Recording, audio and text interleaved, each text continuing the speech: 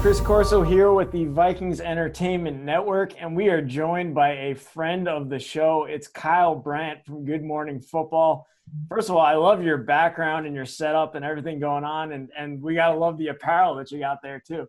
Chris, thrilled to be here, and I was, of course, going to come in my best purple. The Vikings are really good as a franchise for – they send people cool stuff. Sometimes you get a package in the mail from the Vikings, and you open it. It's an incredible Nike shirt, and in this case, this was the Bring It Home, the host city of the Super Bowl. And I wouldn't be lying to you and telling you that I'm partly wearing this because partly because just my hair is so out of control. I'm already enraged at you, Chris. You seem to have a nice, clean, orderly haircut where the rest of us look like Big Ernie McCracken. It's a mess under here. Yeah, my fiance gave me a haircut on the deck the other day. How did that go? That went very well. It's clippers smart. or scissors? We did the buzzer. We went the full-out buzzers and scissors on top, and yeah, this is what you get. So, all right, so we have not done that yet. I feel over Niagara Falls in a barrel. I'm really nervous about it, but I just keep waking up in the morning because I got to do our show every morning right from here, and so I just put like axle grease in my hands and just slick it back. But it's only so much I can tame. I'm telling you, it's World War III under this hat. So that's part of the reason I wore it. Plus, I like it, and I hear it's a balmy fit in Minneapolis today. So I looked it up, and I'm trying to get like ice fishing shanty vibe here.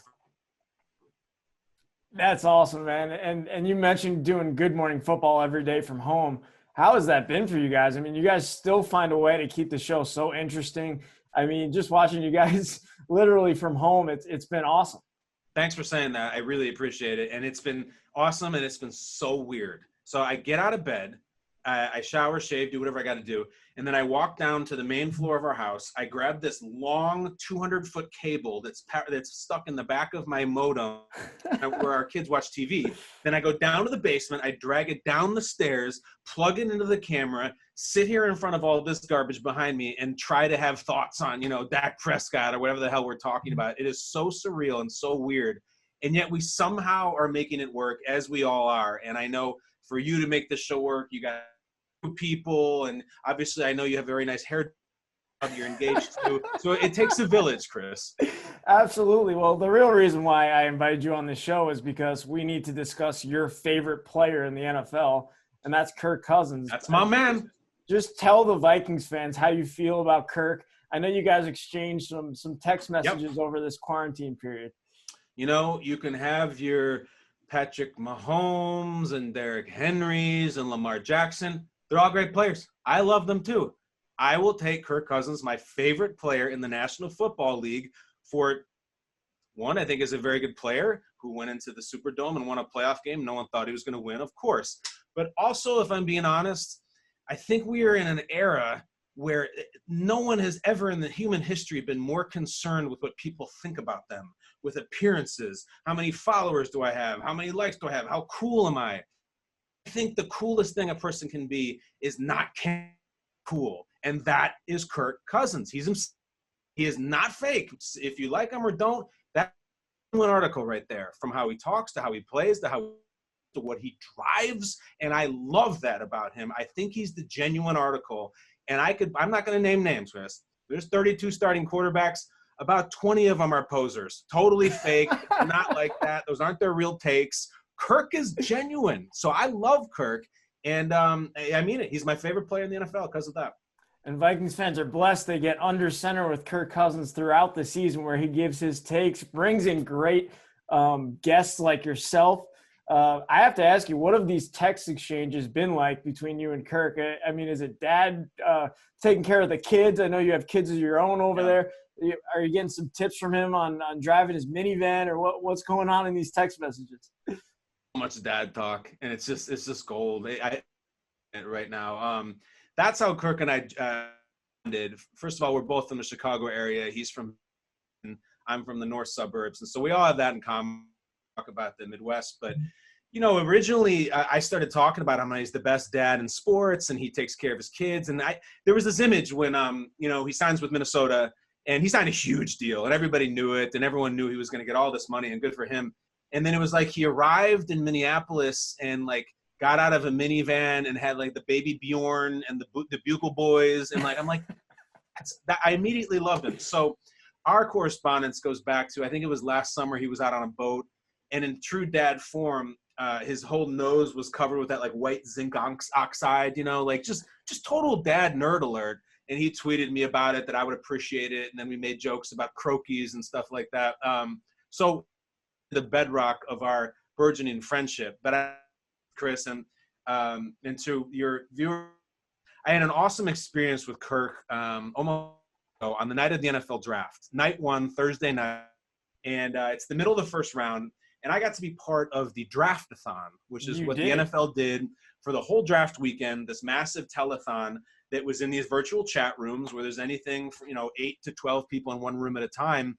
And it's an unbelievable cavalcade of celebrities and NFL superstars come in, just chit-chat for a little bit and then leave. So let me tell you what my experience in the middle of the first round, it's probably about pick 19, let's call it. And I don't know what to expect. I've never done this before.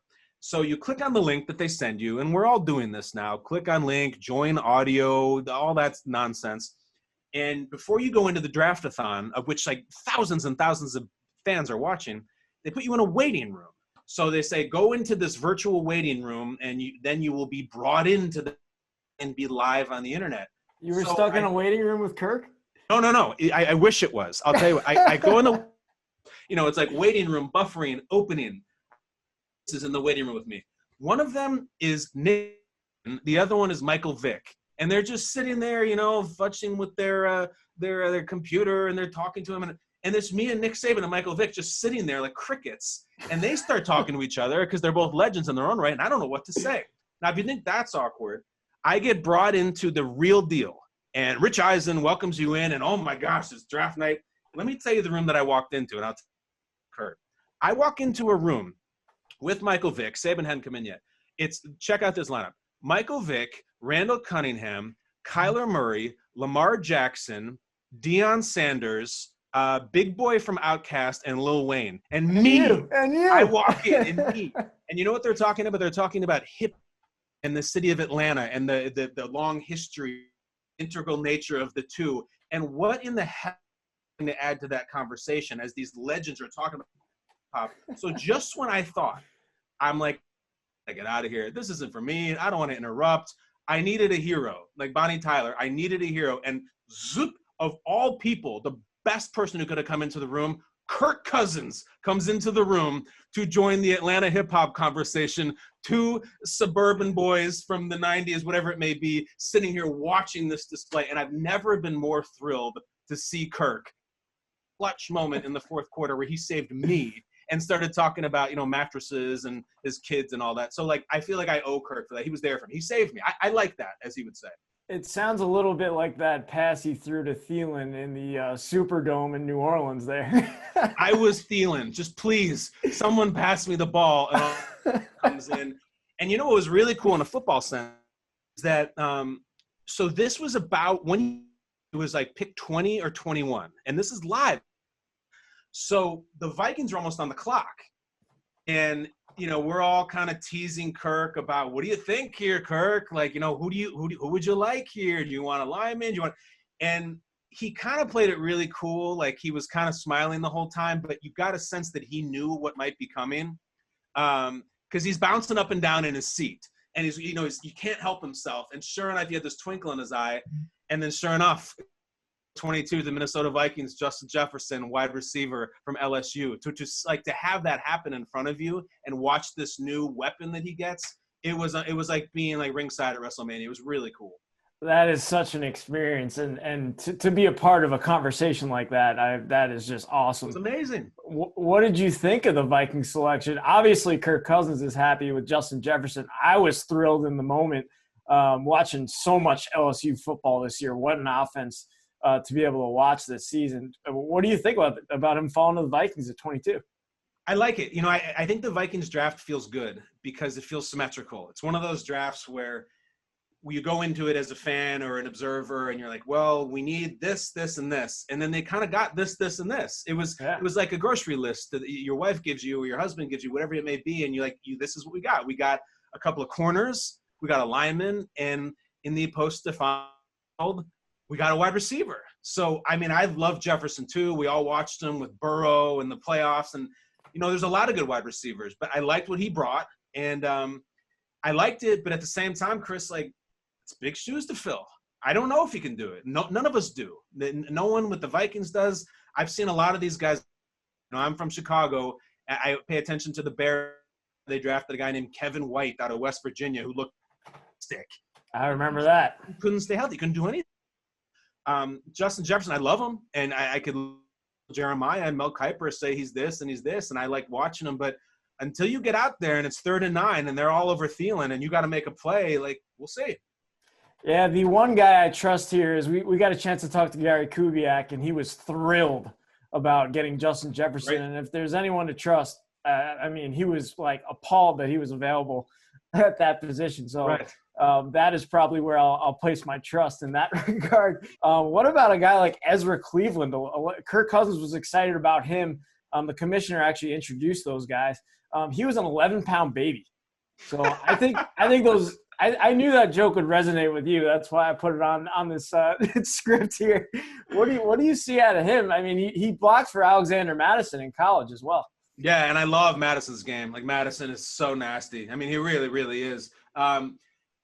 The 11-pound baby thing just sunk my battleship because a friend of ours just had a 10-pound baby, and I said it to my wife. I was like, wow, did you know? She was like, oh, no way. I mean, it's preposterous. Our children were like mid-7 size. I mean, an 11-pound baby is like, it's like an 8-foot adult. So big. So the fact that now, in fact, I feel like that's going to be his nickname on Good Morning Football, the 11-pound baby. Make sure to give me credit for that.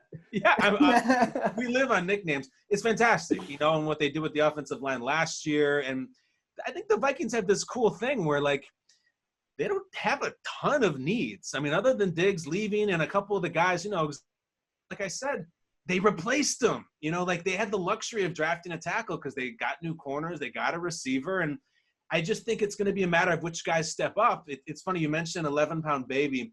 The guy that I want to see have a big year in 2020 is Irv Smith Jr. I love him because a couple of reasons. One, Notre Dame fan in Chicago, so I loved his dad. Like, his dad was like an absolute physical anomaly on the field. Two, I think he's really talented.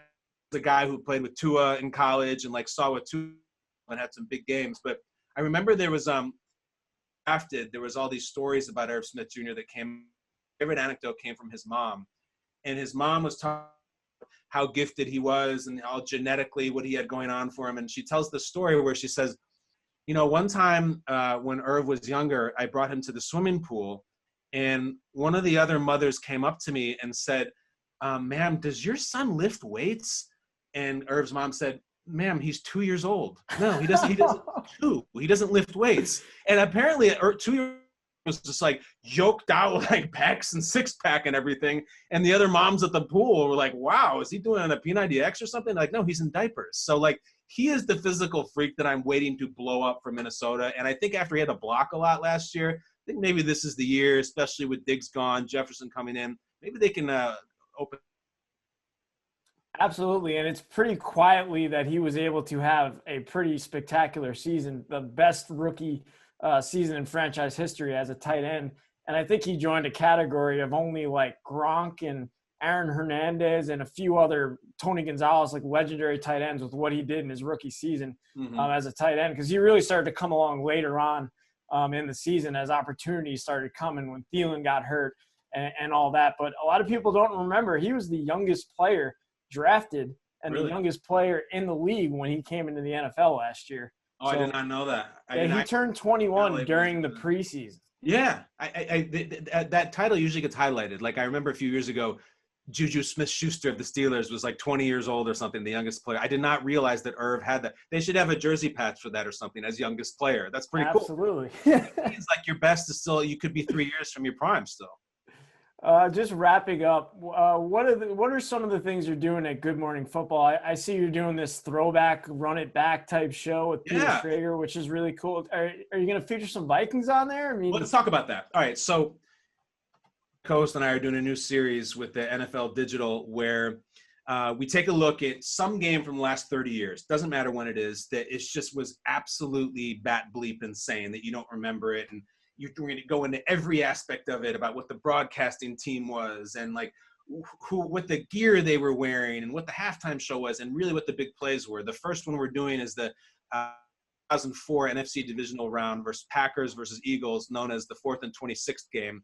And we go into it for like 45 minutes and Freddie Mitchell cameos, and it's incredible. And the next one we're doing is Chiefs at Oilers, Montana versus Moon. Wow. An unbelievably ridiculous game after the Oilers coaching staff had a sideline. And the sideline reporter in this game is Jefferson, like just 4 months before everything went crazy. It's a really cool series. But it begs the question, if we were to do a Vikings game, make it a happy Vikings game. Minneapolis Miracle, too recent. Favre against the Saints, too sad. If we were going to do one in the last 30 years, I mean, I'm thinking like Randy Moss. Yeah, there you go. Yeah. 3 catches for 3 touchdowns against the Cowboys. We could do the Randy Moss game. Against Mike Zimmer and the Dallas Cowboys. Yes, against Zimmer, right. Yes. If you could see any game, Chris, you know these games, you're an encyclopedia. Any game you could see a 45-minute breakdown of in the last 30 years for the Vikings. I would say there was a game where the Vikings were stuck in Philadelphia. And we'll have to go back to the Vikings PR staff here, but they literally had to be in Philadelphia for like 2 weeks.